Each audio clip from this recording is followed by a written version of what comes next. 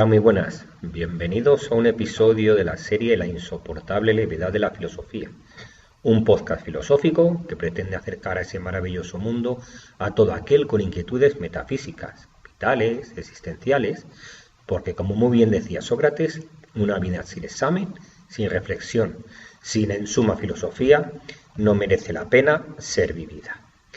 Vamos a tratar en el episodio de hoy al grupo de filósofos conocidos como los presocráticos.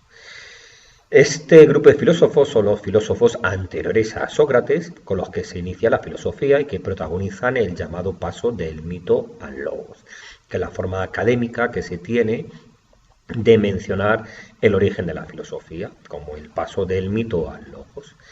¿Qué eran los mitos para los griegos clásicos? Pues explicaciones fantásticos religiosas protagonizadas por dioses poderosos, inmortales, caprichosos, con Zeus, eso es de ahí el nombre, ¿no? Como dios supremo, y con el destino, la Moira, que lo gobierna todo con mano de hierro.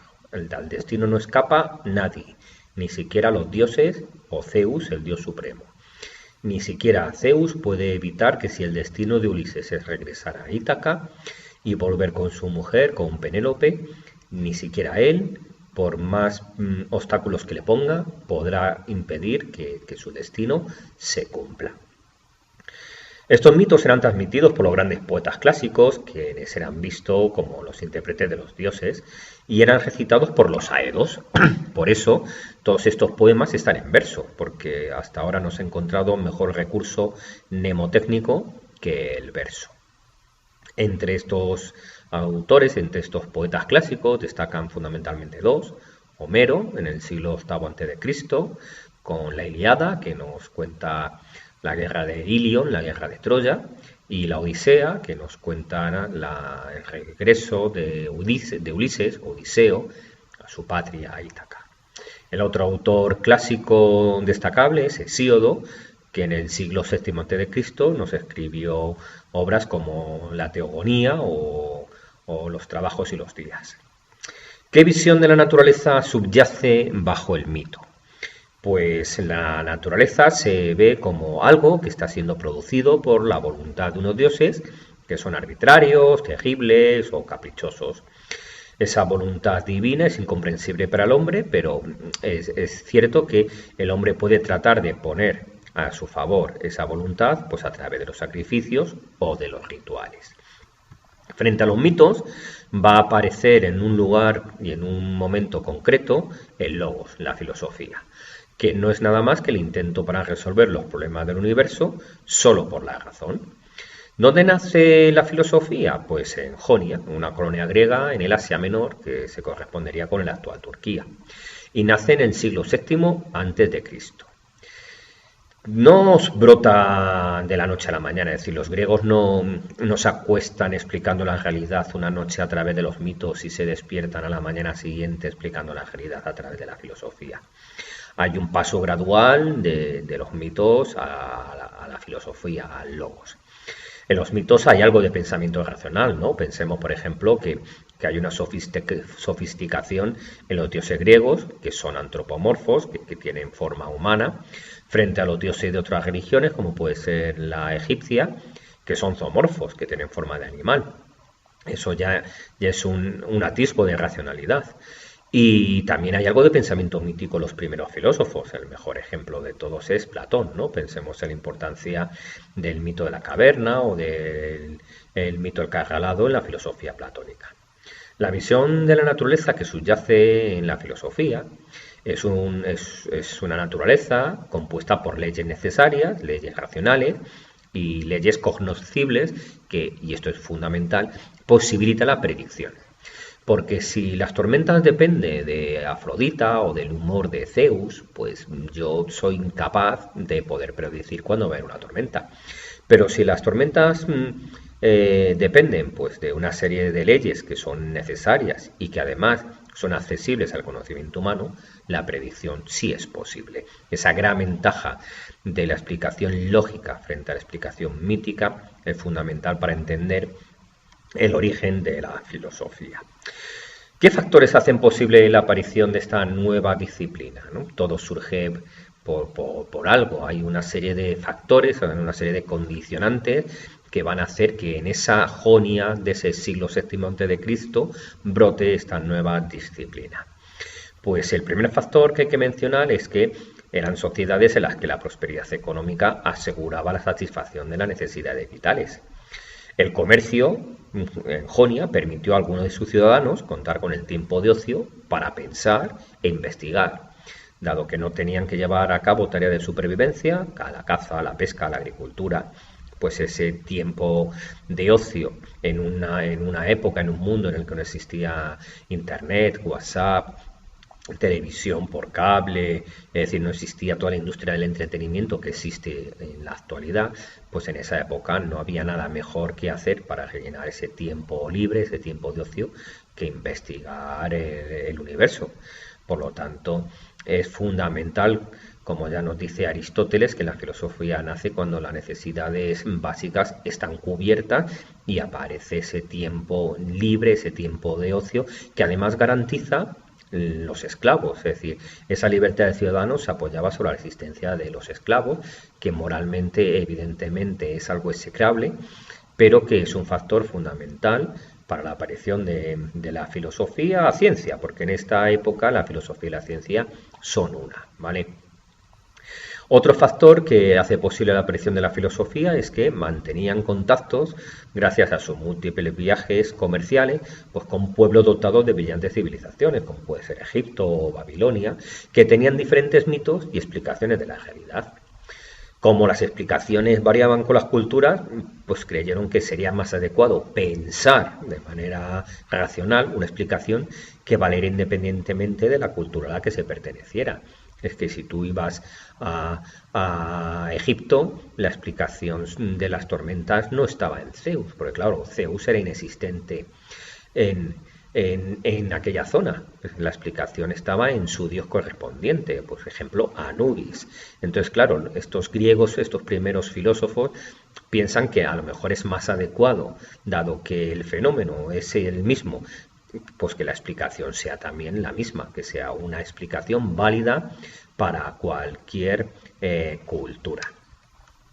Otro factor que explica la aparición de la filosofía es que eran sociedades relativamente abiertas. Su apertura de mente estaba precisamente sustentada en esos innumerables viajes fruto del comercio y en su contacto con otras culturas. Y eso es algo que pervive en nuestros días, ¿no? La idea de que viajar abre la mente, que el racismo, la xenofobia se cura viajando, pues tiene su base en la historia, ¿no? Es decir, estas sociedades, si eran relativamente abiertas para lo que en su época se podía pensar, ¿vale? Es precisamente pues por su contacto con otras culturas cimentado en sus innumerables viajes comerciales. Además, otro factor que explica la aparición de la filosofía es la tolerancia religiosa. Su religión, sus mitos no estaban controlados ni por dogmas ni por sacerdotes y además carecían de libros sagrados como puede tener el judaísmo o el cristianismo o el islam. Es decir, la religión clásica griega carece de ese libro sagrado al que rendir pleitesía.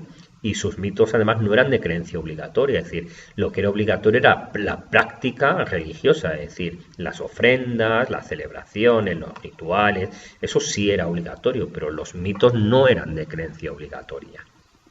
Además, otro factor que puede parecer en principio superfluo, pero que es importante también para la aparición de la filosofía, es que en esta época se confeccionan los primeros mapas.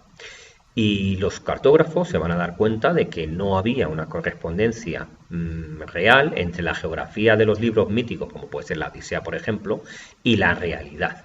Por lo que van a empezar a dudar de la veracidad de estos grandes poemas míticos que eran la base de toda la educación ciudadana y de la explicación de muchos aspectos de la realidad.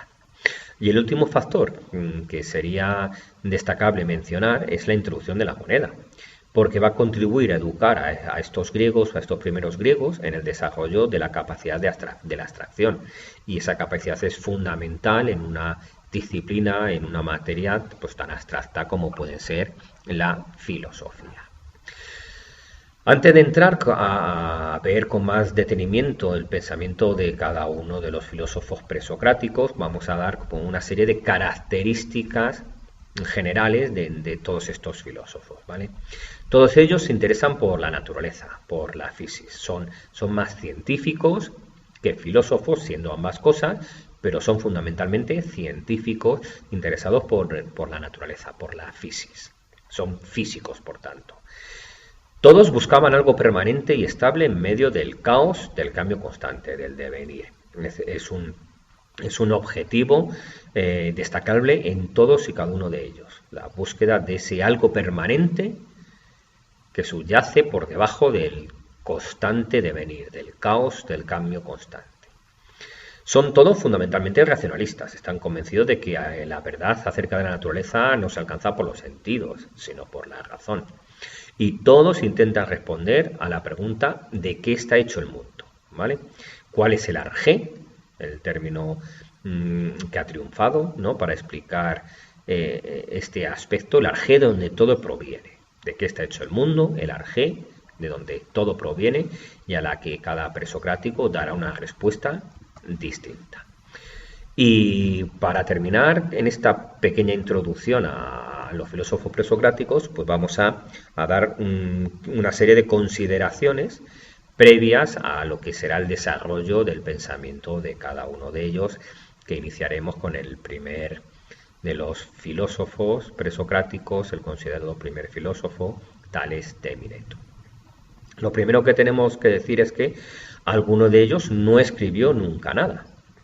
Y de aquellos que escribieron solamente quedan fragmentos, citas o testimonios de otros filósofos e historiadores posteriores, como puede ser Platón, Cicerón, Diógenes Laercio o la influencia crucial a la hora de interpretar el pensamiento de estos pensadores presocráticos, que es Aristóteles, ¿vale?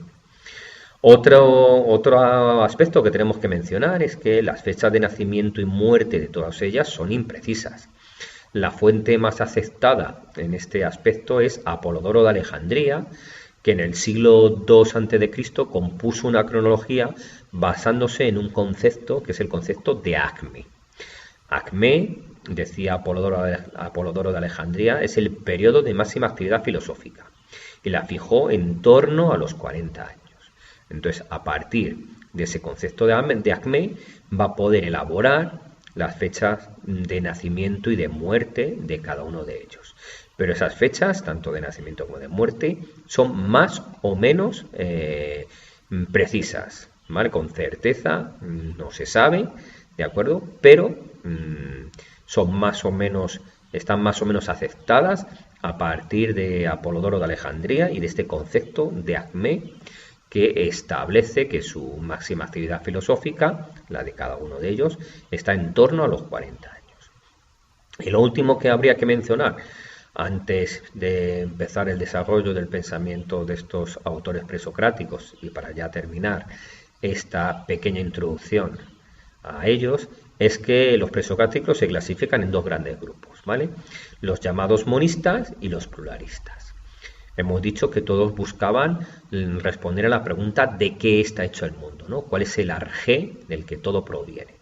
Pues una serie de pensadores dirán que ese arjé es un único elemento, esos serán los monistas, ¿no? Mono en griego significa solo, único. Por eso tú cuando escuchas algún sonido en estéreo lo escuchas a través de dos altavoces, mientras que si lo escuchas en mono, pues solamente lo escuchas a través de uno, ¿vale? Mono es solo, único. Pues estos autores monistas consideran que el arjé es un único elemento. Frente a ellos están los pluralistas, que su mismo nombre lo indica, ¿no? Plural. Consideran que el arjé es un conjunto de elementos, ¿de acuerdo? No es uno concreto, lo cual es problemático porque de un único elemento broten elementos muy distintos, heterogéneos y hasta opuestos, pues es complejo, pero de una pluralidad de elementos es más sencillo pensar la posibilidad de que broten elementos antagónicos. Y con estas consideraciones previas a los principales filósofos presocráticos, vamos a terminar este episodio, este capítulo del programa de la insoportable levedad de la filosofía. Espero que os haya gustado y nos vemos en un próximo episodio. Hasta luego.